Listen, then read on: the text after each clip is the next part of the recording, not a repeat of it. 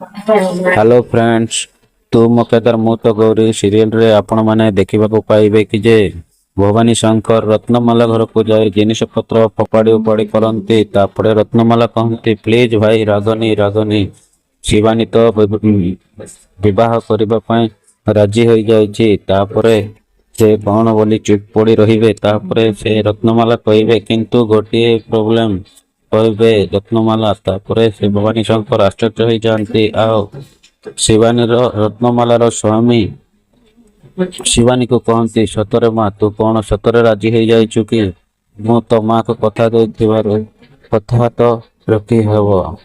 तापरे से एमिति बहुत प्रश्न पचारती शिवानी को तांको मामू किंतु से किछि भी उत्तर दियंती नहीं शिवानी।